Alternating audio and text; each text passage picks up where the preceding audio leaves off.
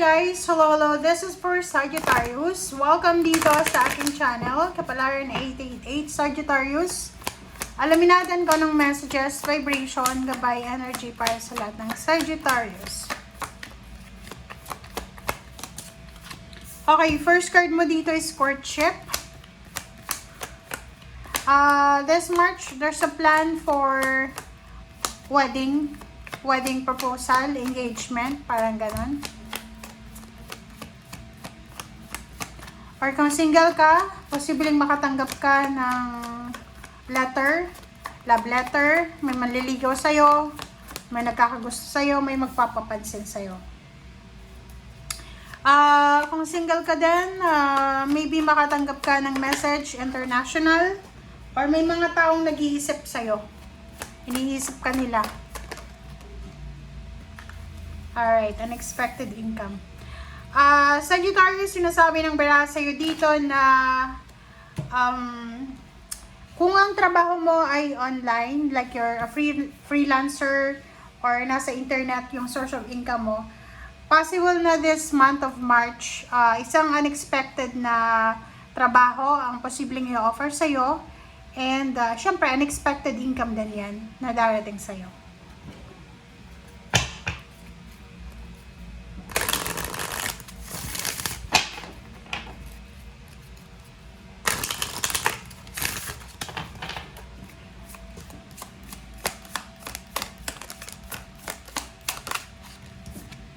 Alright, library, take control of your narrative. So, yun. Sagittarius, sinasabi ng baraha sa'yo dito na kontrolin mo kung ano yung nangyayari sa buhay mo. Kontrolin mo yung emotion mo. Kontrolin mo kung ano yung pinapapasok mo sa buhay mo, ganyan, relationship, emotion, thoughts, or kung ano pa man. Lahat daw ng gusto mo ay makukuha mo. Lahat ng gusto mo ay makukuha mo. Lahat ng plano mo ay mangyayari. Nakadepende daw sa'yo, Sagittarius, kung ano ang gagawin mo or kung ano yung magiging future mo. Congratulations sa lahat ng Sagittarius kasi para to sa lahat. You will celebrate success this March. There's a birthday celebration, family celebration, graduation, fiesta, or anything na celebratory. So, slow down and celebrate yourself. So, kung ano man na mga concern mo sa buhay, may mga issue ka, negative issues, for the past few months, mga away, gulo, kung ano man yan, sinasabi ng barahan na this March ay magkakaroon ka ng clarity. There's a clarity, medyo makakapag-relax ka siguro, magbabakasyon ka, mag-a-unwind ka, spending time with your family, spending time with the important person, and medyo mag-chill ka kasi siguro mababawasan yung mga issues mo sa buhay. Okay? Just control your emotion, control your thoughts and emotion, and control your mouth. Okay? Huwag tayong masyadong madaldal, huwag tayong masyadong magsasalita ng kung ano-ano na pwedeng makasakit sa ibang tao. Okay.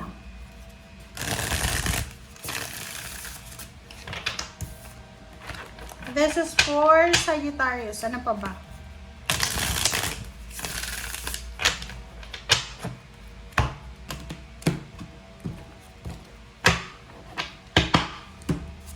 Okay, temperance. Oh, sabi ko sa'yo kailangan mong kontrolin ang iyong bibig. Kailangan mo this March, ngayong Marso na to, yung happiness mo, yung success mo, yung peace of mind mo, nakadepende sa'yo.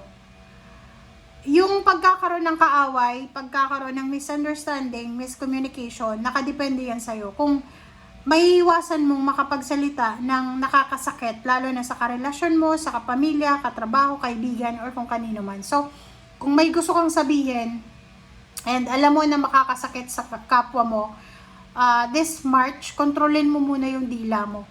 Kasi, pasensya ang kailangan mo sa ngayon. Okay, Four of Pentacles, nakikita ko sa'yo dito na napakatipid mo ngayong Marso. Kumbaga, nakafocus ka sa pag-iipon ng pera, nakafocus ka sa pag-iimpok, savings. Mayroon kang plano So, sinasabi ng baraha, kung gusto mong makapag-ipon ng pera, kailangan bawasan natin yung mga expenses natin. Bawasan natin. Kung may bisyo kayo, babae ka man o lalaki, bawasan mo yung bisyo mo. May mga unhealthy habits, unhealthy lifestyle, bawasan nyo daw yun. Okay, 10 of Swords and 7 of Pentacles. Sabi ng baraha sa'yo dito, meron ka sigurong pinautang, okay? Merong mga tao na umutang sa'yo, merong mga taong binigyan mo ng pabor. But the problem is, siguro ngayon, naghihintay ka na bayaran ka nila. So, kaya pumasok dito yung Temperance. So, pwedeng yun yung rason kung bakit ka magkakaroon ng kaaway, kaalitan, ka-misunderstanding, kasi sisingilin mo sila. So, nakikita ko sa'yo dito na understandable yung pagiging matabil mo. Kasi, siguro kung marami silang utang sa'yo, ilang beses ka nang naningil, tapos hindi naman sila nagpabayad. But, sinasabi ng baraha sa'yo na you need to control yourself, you need to control your emotion. Okay? Okay, so nakikita ko sa'yo dito, marami kang plano. May mga plano ka this March na pagsisimula. You're super inspired. Inspired na inspired ka ngayon. Parang yung iba gusto mag-travel, gusto magpakasal, gusto magpatayo ng bahay, gusto bumili ng ganito ganyan, gusto mag-save ng pera, gusto mga ibang bansa. Sinasabi ng The Hermit na to na you need to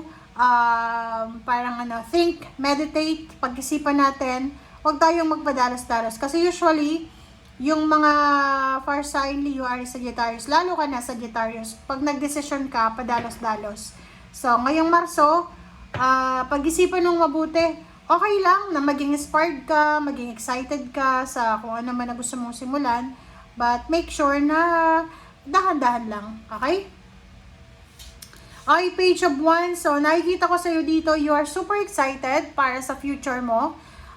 Pwedeng yun, you're parang planning for a new house, gusto mo bumili ng kung ano man, appliances, ganyan-ganito. So, nasa tama naman yung etong mga plano mo, but you need to be slowly, talaga slowly but surely.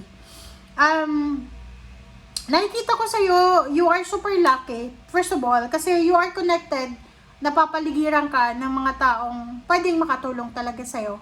And isa sa mga pinakamasipag na zodiac sign ka, okay, Sagittarius. So, walang halong biro. Yung plano mong pag-ipon ng pera, mangyayari yan. Or nangyayari talaga yan. Kasi, lalo kung wala kang bisyo, wala kang mga unhealthy habits, talagang makukuha mo lahat ng pangarap mo. Unang-una, nandito yung stars You can manifest your every wish. And makukuha mo yung freedom, financial freedom, emotional freedom, physical freedom. Kasi, yun nga sabi ko sa'yo, you are connected, napapaligiran ka ng mga taong pwede talagang maging, parang stepping stone para sa pagtatagumpay. Kasi masipag ka So, kailangan ka nila, kailangan mo rin sila. Like for example, kung nagtatrabaho ka sa isang company, yung boss mo, yung manager mo, sobrang gustong-gusto ka kasi masipag ka, magaling ka sa trabaho, pulido kang gumawa, and kailangan mo rin sila, 'di ba? Kasi gusto mo rin maging matagumpay, so kailangan mong maging masipag. So, parang give and take energy lang siya. So, kung ano man ang pinaplano mo, simula ngayong Marso, moving forward para sa Page of Wands mo, para sa future mo, mangyayari talaga yan. Okay? You can manifest your every wishes. Every wish. Lahat daw ng wini-wish mo, mangyayari yan. Walang imposible sa'yo Yun yung isa sa mga parang advantage mo sa lahat ng zodiac sign. Kasi ang Sagittarius kasi sila yung pinakamasipag, sila yung pinaka-aggressive na approach. Pag may gusto sila, gagawin nila. Pag may plano sila, pagtatrabahuan talaga nila. They are not looking for someone na tumulong sa kanila. Talagang hahanap sila ng paraan para makuha kung anong gusto nila. So, congratulations sa'yo. Sabi ng baraha sa'yo dito, siguro sa ngayon hindi pa perfect or wala ka pa doon sa perfection ng buhay mo. But malapit na. Okay? You are near sa Queen of Wands. You are near sa freedom, emotionally, financially. And congratulations kasi may mga tao na nakapaligid sa'yo ngayon na pwede silang maging stepping stone sa pagtatagumpay mo. So, you need to treasure it. Okay? Thank you guys. Bye!